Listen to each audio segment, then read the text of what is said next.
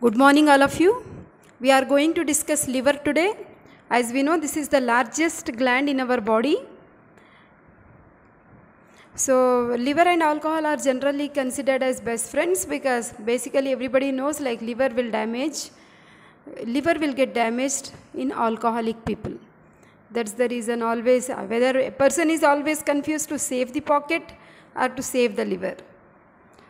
So now let us see like under what headings we are supposed to know liver. It's a very important topic we have. We usually get as essay question in our university exam.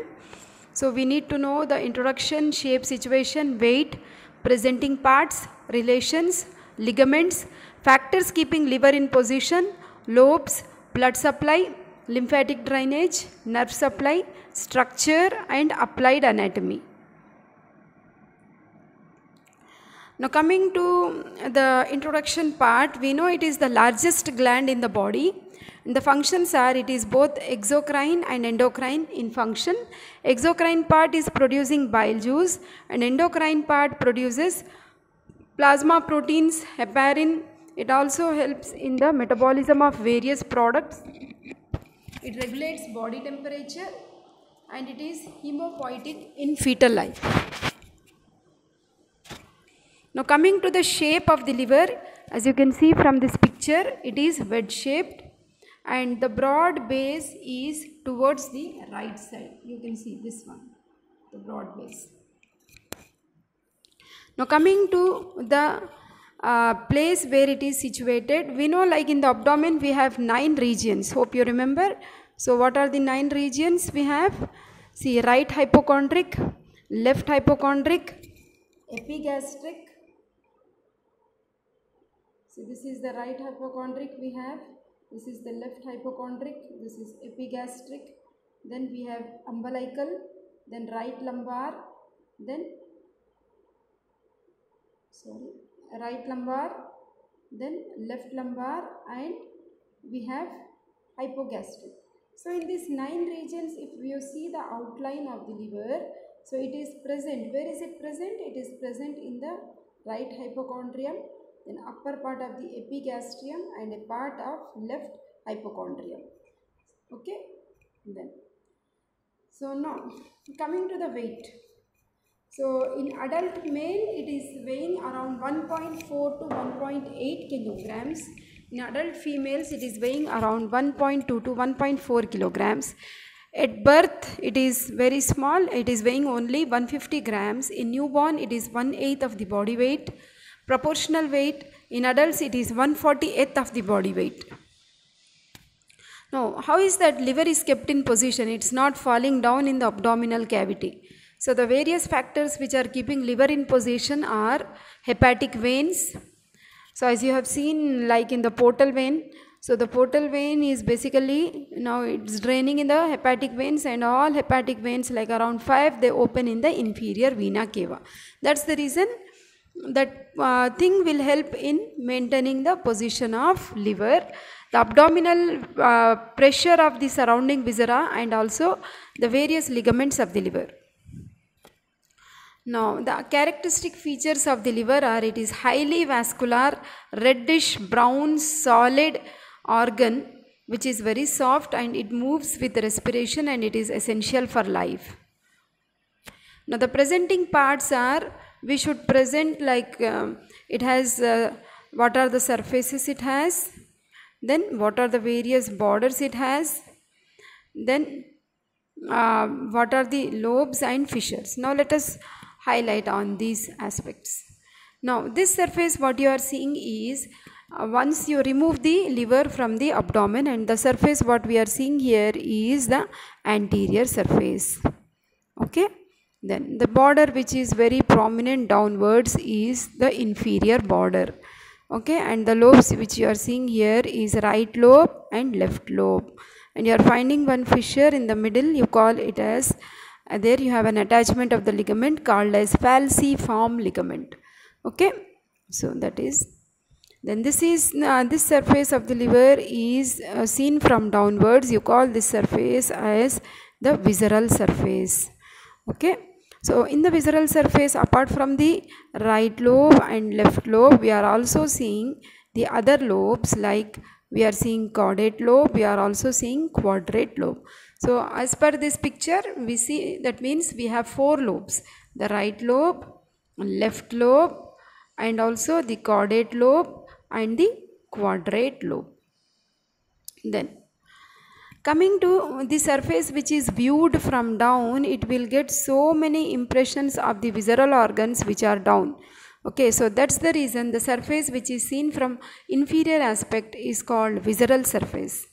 Okay, so the same picture which I have shown you for the lobes, right, left lobes, caudate, quadrate lobe, the same is here, and you are finding like various visceral organs will be pressing on it and showing the impressions. We will discuss in detail as we proceed now.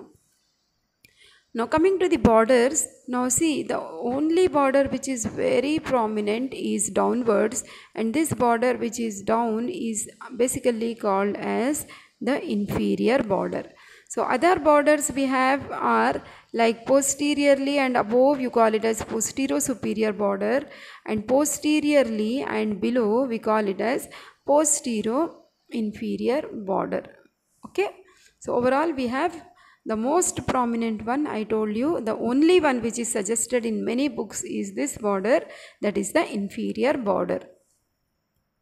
Now when you come to from this picture also, you can see this is the inferior border. We have posterior superior and the posterior inferior borders. Now see, this is the surface of the liver. As you can see, it's written like posterior view. That means we are seeing the liver from posterior aspect. So when you see from posterior aspect, now this becomes very clear for you, like this border becomes the posterior superior border. The border which is down becomes the inferior border. Now the various surfaces, we know like liver is present just below the diaphragm, and the surface of the liver which is present below the diaphragm is diaphragmatic surface, and the surface which is actually down here like this, with the picture has been taken from this view. Okay, this view, and we are seeing this whole surface is seen the inferior aspect of the liver, which is called visceral surface. Now when you observe this picture, maybe this picture you should have seen during the peritoneum lecture also. Now see, this is our diaphragm, and below the diaphragm, whatever big visceral organ we are seeing is the liver. Okay, now below the liver we are finding stomach, isn't it? This is the sagittal section of the body where you are finding the coils of intestines. Okay, so these are all the coils of intestines. We are finding urinary bladder, rectum, anal canal. So now this picture is helping us to understand like below diaphragm, whatever surface is there is the diaphragmatic surface. Okay, and this is the inferior surface of the liver. And from this picture also you can see the inferior surface of the liver is receiving various impressions like gastric impression, that is the stomach is pressing on the inferior surface. This is one example which helps us to understand like many visceral organs will press on the inferior aspect of the liver. Now this is the dissection which we have done, the anterior abdominal wall. So in the anterior abdominal wall we have removed the skin, we have removed the superficial fascia, we have seen like anterior abdominal wall, muscles, external oblique, internal oblique, transversus abdominis, okay, fascia transversalis, everything has been cut and reflected. Now we are with the visceral organs. So as we remove all those structures, we are finding liver. Okay, the presenting parts like the various surfaces it has are the parietal surface, visceral surface. The parietal surface is divided into like this is the right lateral surface, this is the superior surface. If you see from behind, that will be posterior surface. Overall from front we use the word anterior surface. Okay, so those are the parietal surfaces. We have right lateral, we have superior, we have posterior behind, and then we have anterior surface. Okay, then coming to the relations and features. Now see here, I told you whatever surface is seen below the diaphragm we call it as diaphragmatic surface, isn't it? Then the surface which is seen from down we call it as the visceral surface. Okay, then. So basically, what are the various lobes I told you? When you see from the anterior aspect, see this whole lobe is the right lobe and this is the left lobe, and the line of partition we have is falciform ligament. Okay, and this surface is the diaphragmatic surface. Now see the surface which you see from above, which is just below the diaphragm, you call that surface as superior surface. Okay, then the superior surface, that means this surface which is below the diaphragm, we call it as superior surface. It is convex, as you can see very clearly, it is convex. So there is an impression in the middle here. Actually this impression is called as cardiac impression, and this is the place where the heart is resting.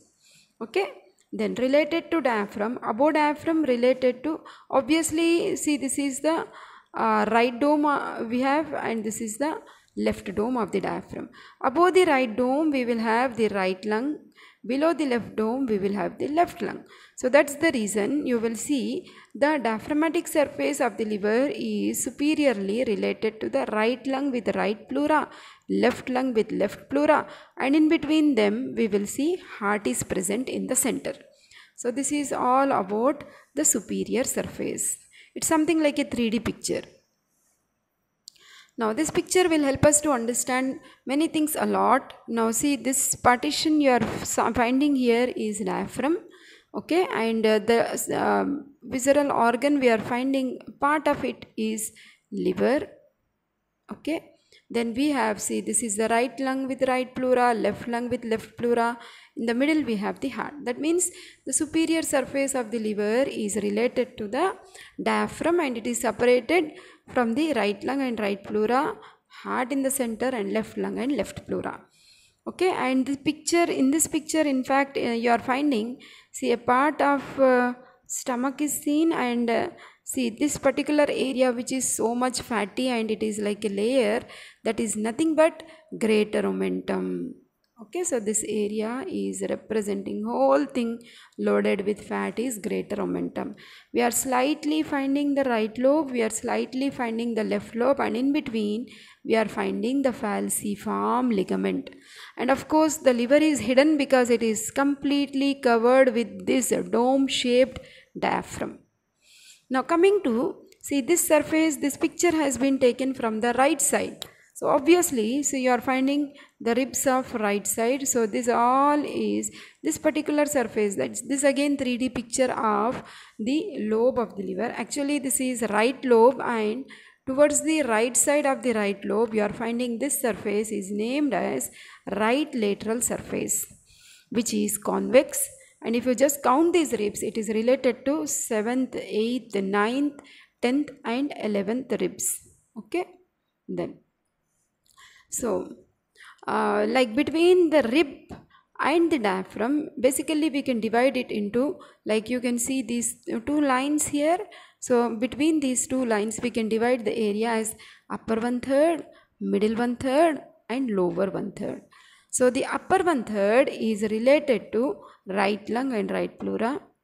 The middle 1/3 is related to costodiaphragmatic recess. And the lower 1/3 is related to diaphragm and body wall. Now, what is the applied importance of this right lateral surface? So, the liver biopsy is usually done in case if there is any liver cancer or if there is any disease of the liver. So, usually we give, like the aspiration is basically done between the right 9th or 10th intercostal space in mid-axillary line in forced expiratory stage. Now coming to the anterior surface, this is crystal clear. You have opened the abdominal wall and you are seeing the liver from anterior aspect. So it looks like a triangle, isn't it? It looks like a triangle. Okay, then. So you are finding two lobes, obviously one is the right lobe and the other is left lobe, and between the two lobes what is the name of the ligament? I have been telling you, falciform ligament, and of course it is related to the ribs like this 7th to 11th ribs. Okay, so that is nothing but the costal margin. The anterior surface is related to costal margin. Now if you observe this anterior surface, so many, like you are finding the ribs are covering it. That's the reason the liver is hidden. You are unable to see it properly. The dome of diaphragm is covering it, isn't it? So that means the anterior surface is basically hidden because of this right dome and left dome of the diaphragm. Okay, then so the relations, see the right part, see when you talk about the anterior surface, this is the right part, we know it is all covered with ribs, isn't it? So that means it is covered with the right dome of the diaphragm. It's also covered by the 6th to 10th ribs. Left part is the left costal margin, okay, and it is also covered with 7th to 8th costal cartilaginous ribs. Intermediate part, see this is the intermediate part in the middle. The intermediate part is basically related to the xiphoid process of sternum. So now see this is the intermediate part, because now the rib cage has been opened. You are unable to see, but in midline we know we have sternum, isn't it? It has manubrium, body and the xiphoid process. So anterior surface is actually related to the xiphoid process. Now coming to the posterior surface. Posterior surface is what we see from behind, is the posterior surface. So it presents, you see, I will like elaborate what is this bare area. For now just you try to remember this word. See, posterior surface shows one non-peritoneal area which is called as bare area. Okay, apart from that you are finding one vein here, that is inferior vena cava. I have shown you in the other picture we had two lobes, one is the caudate lobe and the other is quadrate lobe. In between you also have adjacent to the inferior vena cava, in this point we have ligamentum venosum. Okay, then we also have the impression for esophagus. We will elaborate as we do the visceral surface. So overall posterior surface, these are the presenting parts. Now the posterior surface, you know, see the liver has been removed, only the outline of the liver is being shown to show like we have there like the inferior vena cava, ligamentum venosum and the other structures what we see from behind. So this is bare area you are finding, right? You are finding the esophageal impression, inferior vena cava, bare area. Okay, all these are the things what we see from behind the posterior surface. Now, what is this bare area? When you have studied the peritoneum, you should have studied the peritoneal reflection, how the falciform ligament is going up and it is becoming continuous like coronary ligament, isn't it? So the coronary ligament, it has like superior and inferior layers of the coronary ligament. The margins are called as the triangular ligaments, right? Isn't it? On the right side you call it as right triangular and left side you call it as left triangular. Now on the posterior aspect of the liver, these coronary ligaments are not like the superior layer and the inferior layer of the coronary ligaments, they do not come in contact, instead they are just remaining apart. So this is the superior layer of the coronary ligament, this is the inferior layer of the coronary ligament. On the posterior aspect you are not finding the complete peritoneal covering, that's the reason this area is actually called as bare area. And you can see from this picture, bare area looks like a triangle. Now this looks like a triangle. So the apex is formed by, see this is the apex which is formed by the right triangular ligament. Okay, base of the triangle is formed by this plane, that is the inferior vena cava, groove for inferior vena cava. Upper limit is the superior coronary ligament. I told you this is the superior layer of the coronary ligament. Lower, I told you it is the inferior layer of the coronary ligament. So this area has no peritoneal covering. When you see on the liver, it is quite bare. Okay, that's the reason it is called as bare area of the liver. So basically this area is covered by the posterior dome, like the right dome of the diaphragm and its posterior aspect. Okay, that's the reason here you have the diaphragm and it is related to the right suprarenal gland. So this whole area, whatever we are seeing, is the bare area of the liver. Okay, now this bare area has been shown much more nicely in a red area. Okay, so this is the superior layer of the coronary ligament. This is the inferior layer of the coronary ligament. This margin is the right triangular ligament and this is the inferior vena cava. So you have a triangle like area which is the bare area, and in this picture the liver has been removed, so as to show us like this is the area which is not covered with peritoneum and which is called as the bare area of the liver. Now see this is Datta's picture from the anatomy Datta textbook you are finding. See, whatever whitish areas are here shown, those are all bare areas. Bare area itself can be a 5 marks question. So bare area, the definition is nothing but the area on the liver which is not covered by peritoneum. Okay, I told you one of the factors which keep the liver in position, I told you hepatic veins. Now I am showing you those hepatic veins. All the hepatic veins are opening into the inferior vena cava. Okay, that's how they hold liver in position. So inferior vena cava is receiving the opening of around 5 hepatic veins. This is our inferior vena cava. Okay, now when you see the inferior aspect of the liver, the inferior surface of the liver, also called as the visceral surface, you find certain lobes. Okay, what are the various lobes we have? See here, this is towards the posterior aspect of the body. Okay, that is behind, close to the vertebral column. That's why you call it as caudate lobe. Okay, close to the gallbladder also we have one more lobe, that is the quadrate lobe. Okay, then now when we talk about this particular lobe, that is the caudate lobe, it has certain surfaces. Now the anterior surface is formed by the posterior wall. See, this is the anterior surface. Okay, so this is formed by the posterior wall of the fissure for ligamentum venosum. Okay, and it is related to the lesser omentum. Okay, posteriorly it is related to the floor of the vertebral groove and related to the lesser sac. Okay, right crus of the diaphragm and the bodies of the last 3 vertebrae. Okay, and when you see the projections, I'll show you in one more picture. It has 2 projections which are called as the caudate process and the papillary process. Okay, so this is about the caudate lobe. Now this is fissure for ligamentum venosum, where blue arrow has been shown. So this fissure is like it has anterior wall, which is nothing but, see, this side becomes the anterior wall, which is the peritoneum of greater sac. This side becomes the posterior wall, okay, which becomes the peritoneum of lesser sac. Okay, and floor is containing the remnant, that is the ductus venosus. Okay, so ductus venosus. So ductus venosus is basically present in the embryonic life, and after birth the ductus venosus is remaining as a remnant which is called as the ligamentum venosum. So in the floor, in the fetal life, we have the ductus venosus. I will tell you the communications as we proceed. Now see, I told you this is the right lateral surface of the liver, right?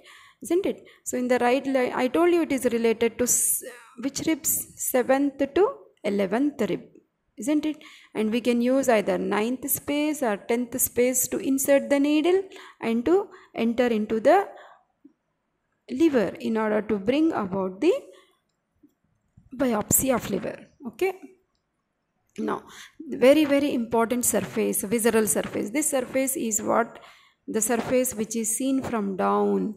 Okay, that is called as visceral surface. Visceral surface itself may come as a part of essay question as a separate 5 marks question also. So visceral surface of the liver is related to many visceral organs. Like you can see, this impression shows as though kidney has pressed over it. So it is related to right kidney. Okay, above right kidney obviously we will have the right suprarenal gland area. Okay, we will have duodenal area. I'll show you the labeled picture also. We have right colic flexure. Then we are seeing the gallbladder here. Okay, we know like this is the quadrate lobe and this is the caudate lobe. Okay, and this is the fissure for ligamentum venosum. This area where we have the entry and exit of structures is called porta hepatis. Okay, porta hepatis is area you are finding green, red and blue color. That means VAD. Okay, from posterior to anterior we have portal vein, hepatic artery and bile duct. VAD are the structures. This is a mnemonic what we have in order to remember the structures in porta hepatis easily. Okay, we also have impression for the stomach, which is called as the gastric impression. We will see the labeled one, labeled picture. So in this labeled picture, see, this is the right lobe of the liver, right? And this is the left lobe of the liver. So towards the left lobe, we know stomach is present on the left side. We have gastric impression there, isn't it? I told you this is the right kidney, that is the right renal impression, right suprarenal impression, isn't it? Here we have duodenal impression, we have the right colic flexure impression. Okay, here this is the fossa for the gallbladder.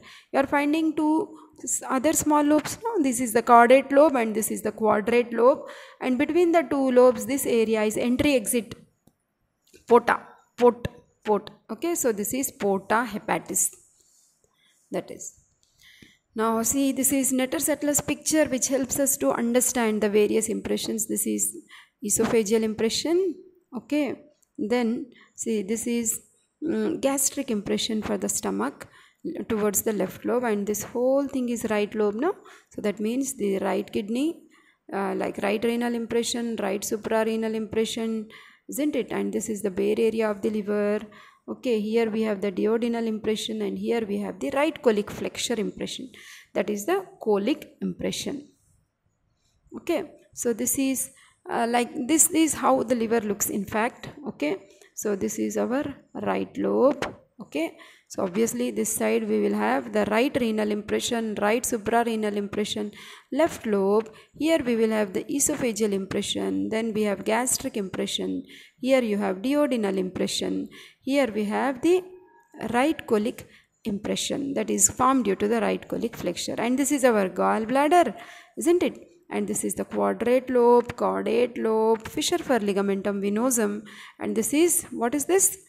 Porta hepatis. Porta means entry exit point where we have VAD structures. What are those?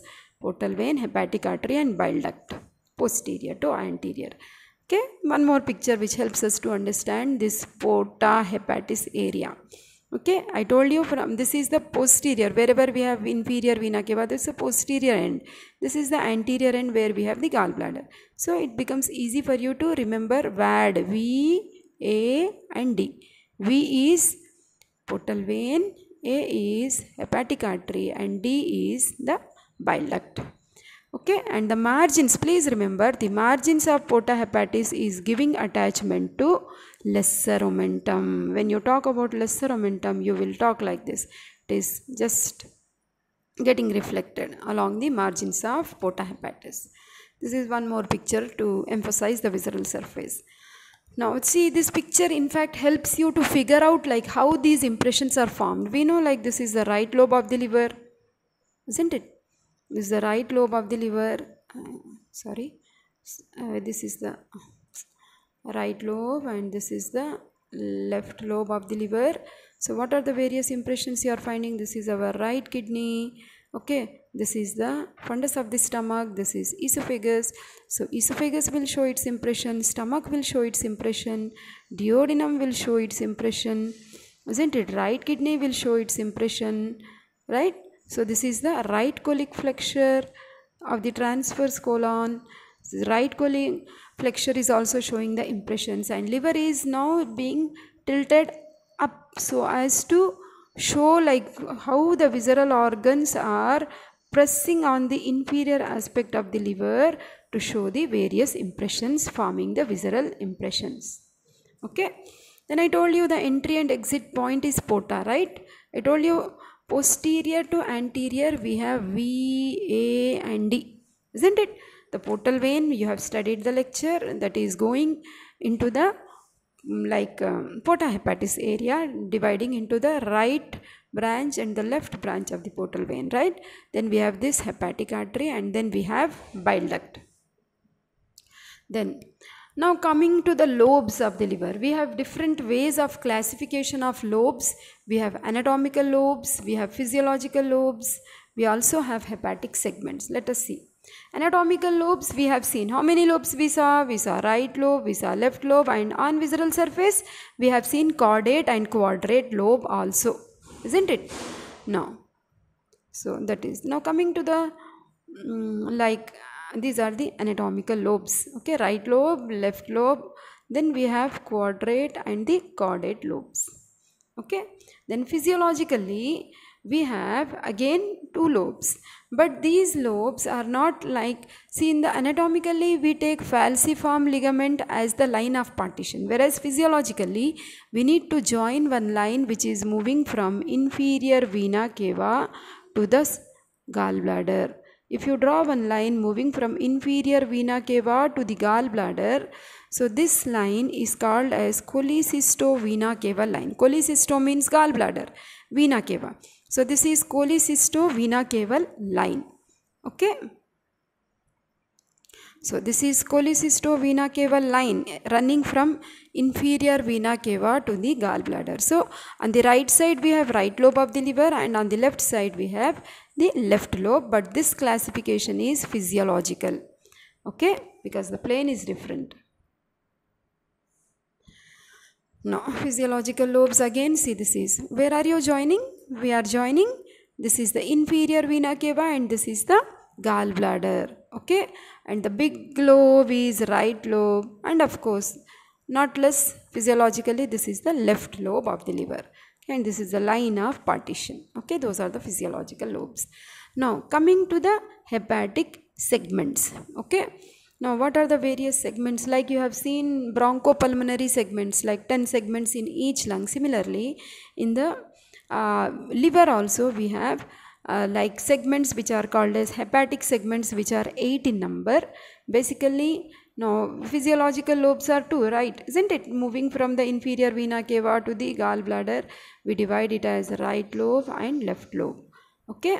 Now, apart from, see, this is the, in the left lobe of liver, if you go, we are further dividing it into the medial and lateral. When you talk about the right lobe, you see we are further dividing it into anterior and posterior. Okay. Now when you see this, the subdivisions of the right lobe, so in the subdivisions of the right lobe, what are the further subdivisions we have? See this one, you call it as anterior superior. Okay, then this is anterior inferior. Behind you call it as posterior superior and posterior inferior. Now coming to the left lobe further subdivisions, we have lateral, like, see, this is medial superior, medial inferior. This is lateral superior, lateral inferior. So overall if you count, how many we have? We have 8 segments. Okay, basically I told you physiologically right and left. Okay, right is further subdivided into anterior and posterior. Left is further subdivided into medial, lateral. Now when you come to the further subdivisions of the right lobe, anterior is divided into anterior superior, anterior inferior. Posterior is divided into posterior superior, posterior inferior. Left lobe, medial one is further subdivided into medial superior, medial inferior. Lateral one is further subdivided into lateral superior, lateral inferior. You pause the video, you try to learn for yourself by looking at this diagram and practice this. You will easily understand hepatic segments. Okay, so different colors have been used to represent hepatic segments. Okay, so overall we have 8 segments. So sometimes there may be an extra lobe which is called as the radial lobe. Okay, now coming to the ligaments of liver. Ligaments itself can come as a part of essay question, or it may be like a separate 5 marker, or just naming the ligaments can be a 3 marker as well.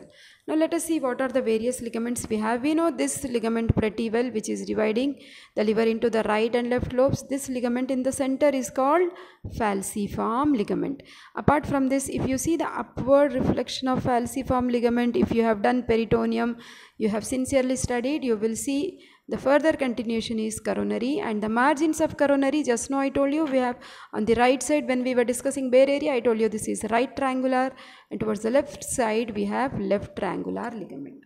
Then apart from that, we also have lesser omentum. Where did we see that? I told you margins of porta hepatis has lesser omentum attachments. So these are the mere peritoneal folds. Apart from that, we also have true ligaments. So the true ligaments are ligamentum teres hepatis and ligamentum venosum. Okay. Now see this falciform ligament. Which is the falciform ligament here? Between the right and left lobe of the liver. Whatever ligament we are finding, that is the falciform ligament. Okay. So this is the falciform ligament. If you remember the peritoneum lecture, it basically from the umbilicus we have ligamentum teres which starts from down. The continuation of ligamentum teres is nothing but falciform ligament. Okay.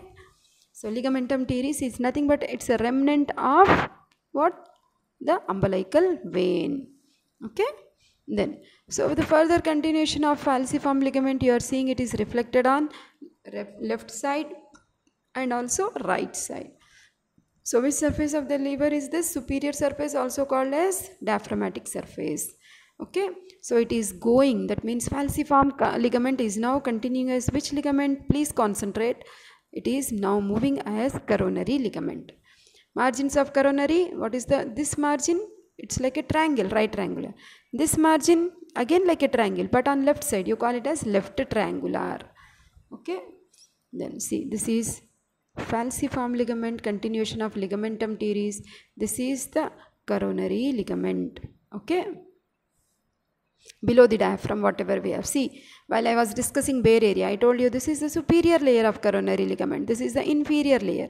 The meeting point of the superior layer of coronary and inferior layer of coronary, you call it as right triangular ligament, which is enclosing an area which is not covered by peritoneum on the posterior aspect of the liver, popularly our bare area. Okay. So the coronary ligament, you can see the reflections, see like this. Okay, see the falciform ligaments, continuation, superior layer, inferior layer, and this is right triangular. So this whole thing, whatever we are finding, is the coronary ligament.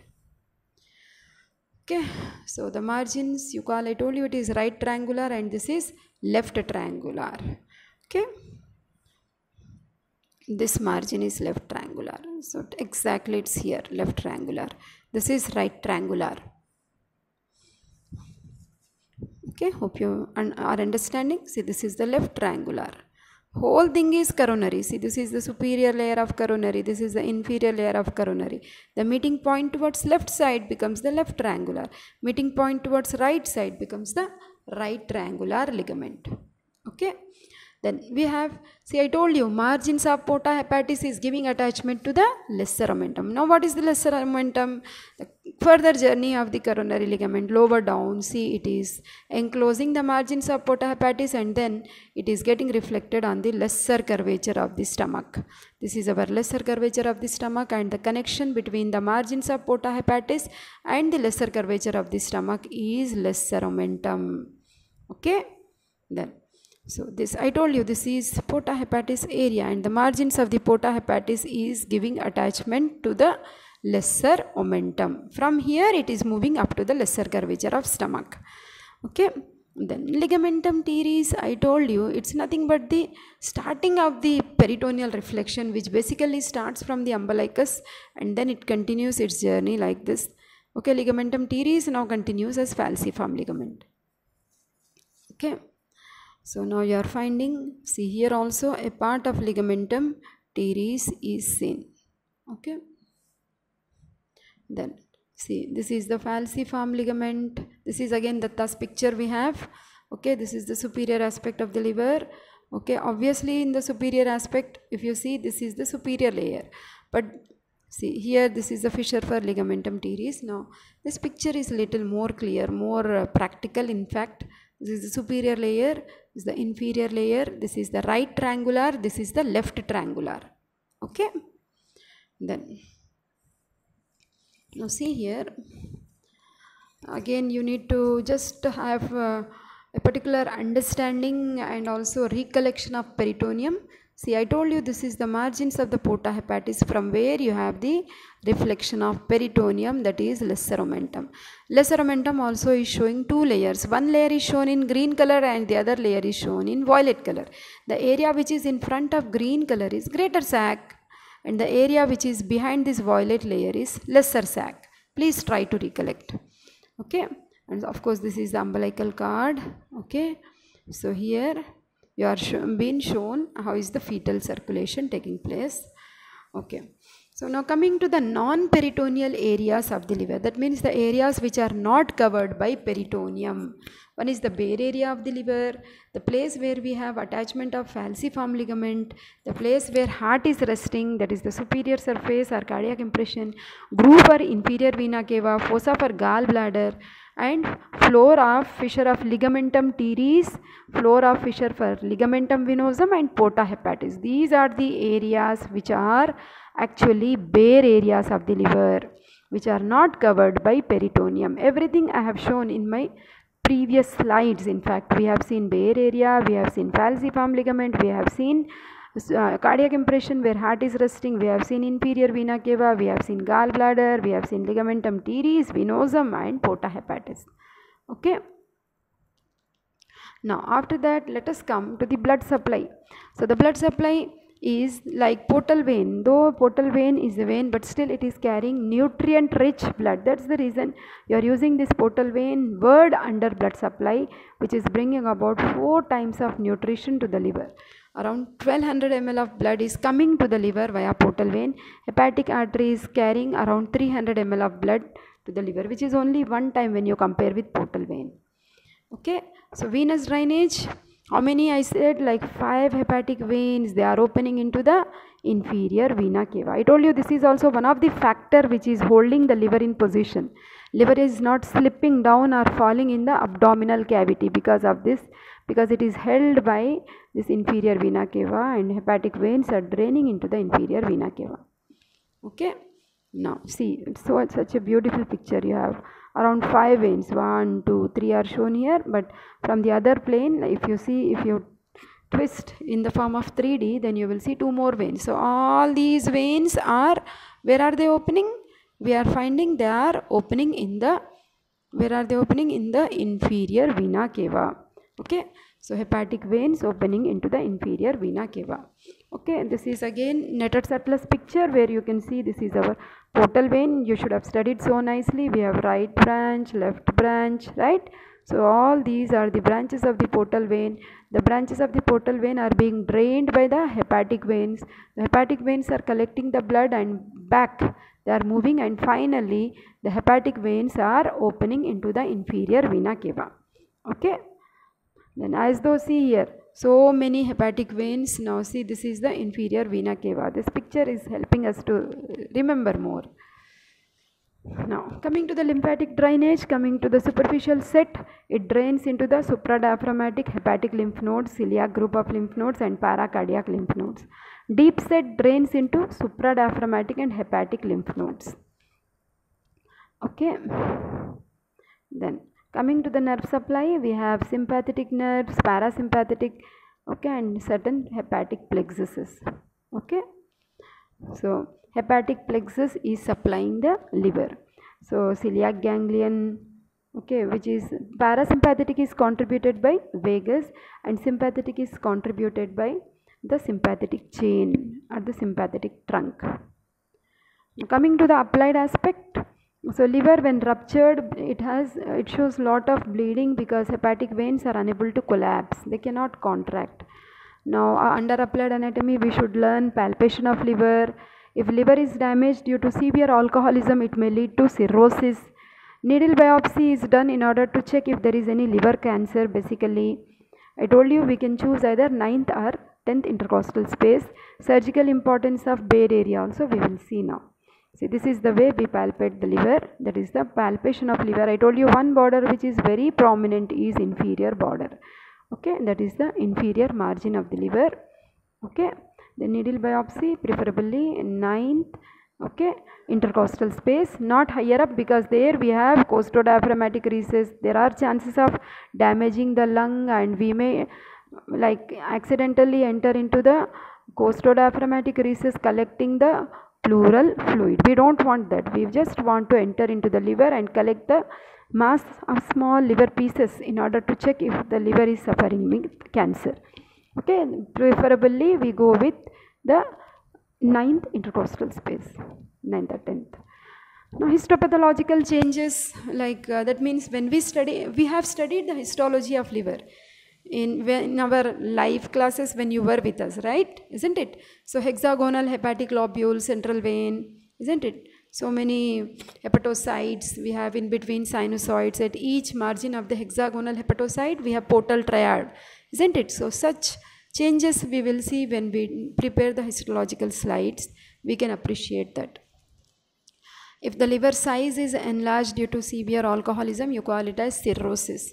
Okay, basically initially there will be fatty change which is called as steatosis, followed by hepatitis, inflammation of liver. But still if the patient is abusing, still consuming alcohol, not taking proper care, then liver will be completely damaged, and instead of normal hexagonal hepatic nodule, hepatocytes, unfortunately whole liver is replaced by fibrous tissue, less hepatocytes and full collagen fibers, non-functional liver. You call that condition as cirrhosis. Okay, cirrhosis, damaged liver. Then damaged liver. So what is the major cause for the damage of liver? So cirrhosis, if at that stage also you have been counseling your patient, don't take alcohol, don't take alcohol. He is least bothered. He is like just want to consume alcohol. He wants to overcome his stress or want to enjoy or relax, whatever. So the final thing the patient suffers with is the liver carcinoma. Okay. So these are caput medusae you are finding around the umbilicus. You should have studied this when you have studied the porta-caval anastomosis. In case of portal hypertension, we generally get this caput medusae. Okay, lot of accumulation of fluid in the peritoneal cavity due to liver failure, because liver is also concerned with the production of the plasma proteins like albumin and globulin. So if that quantity of albumin, globulin falling down in the plasma, then you will see the plasma is leaking into the peritoneal cavity with pot belly, protruded belly. You see in alcoholic people, that is nothing but ascites. Okay. Transplantation of liver is highly beneficial. Only even in small piece of like liver is transplanted in a recipient, you will see the whole liver can regenerate. Okay, because liver cells will not lose their totipotency nature. They are totipotent. That means they will be able to multiply and also regenerate the whole liver. Okay. So that is the transplantation of liver. Surgical removal of 2/3 of liver is compatible for life. Still we can survive. So surgical importance of the Bair area is, it's clinically important because it represents a site where infection can spread from abdominal cavity to the remaining parts, okay, into the pelvic cavity as well. So now see here, how to prevent this carcinoma and all. Always go green, okay, take lot of fruits and vegetables to prevent the infections. Hope you understood. Thank you.